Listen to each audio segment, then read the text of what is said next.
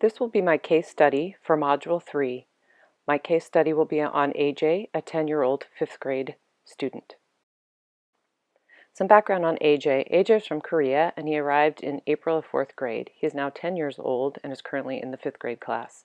He lives with his father, mother, and a younger brother who is 8 years old and attending the 3rd grade class. He has a working knowledge of English, but he takes longer to process his thoughts before speaking than the average ELL student at his level. And when he started 5th grade, it took him a while to settle into the new classroom, teaching style, and students. So they've had some behavioral issues. Academic evaluation of AJ is that in Korea, he was working at his grade level, or in some subjects even higher than grade level, and he came to us and that as an ELL student, and he is a bit above beginning level now. He has made some progress this year in his writing and particularly in speaking in class, and his mathematics level is high to above grade level, which indicates he might be also gifted. He has some very telling behavioral characteristics that the teachers have been documenting throughout the few months of this 5th grade year, and I have listed here some of the ones that have impacted his classroom learning the most. When he is agitated, he paces back and forth or walks around the classroom, and he'll rock back and forth as well. It takes deep breaths for him to calm himself down. Sometimes he hits his head with his hands or lightly taps his head on the wall, and he will often slap at peers when they are teasing or bossing him. On good days, he's very switched on and reacts to instruction really well. On bad days, he doesn't react to instruction, and he needs a long time to settle in and get ready.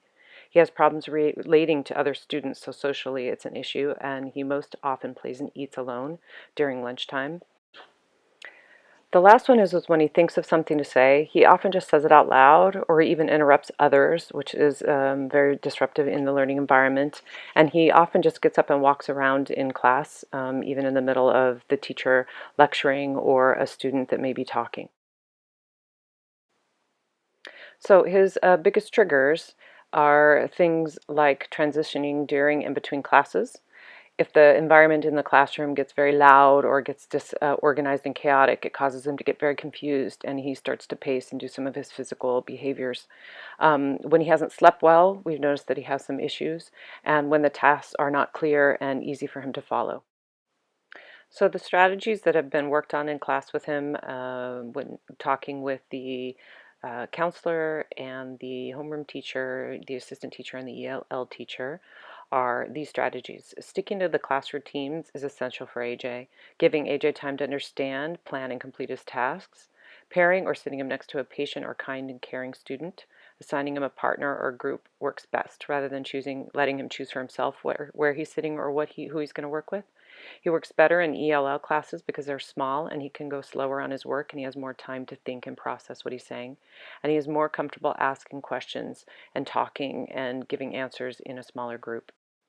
So some of the challenges that teachers have faced when trying to support AJ is that the parents have been approached and acknowledged that sometimes they feel AJ's behavior and reactions are different, but they're unwilling to have him tested for any specific issues.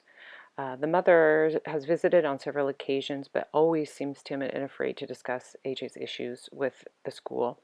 The dad has finally agreed to meet with the teachers regarding transitions for next year because AJ will now be transitioning into 6th grade, which is middle school, and is a little bit of a more challenging environment for a student that has some of his issues. The policy is not to push testing if the family feels strongly about labeling the child with a specific learning disability, and as long as the school feels we can support the child in their learning. The positives are that due to the hard work of all the teachers, which would be the homeroom teacher, the ELL teacher, and the support teacher, the counselor, AJ has made significant progress academically as well as behaviorally. He has learned techniques that help him self-regulate. He's fitting in much better socially and interacts more positively with his peers.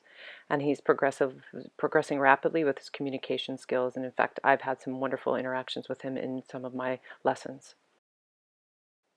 So the biggest task left for the teachers is that they are trying to work very closely with the middle school to support AJ as he transitions.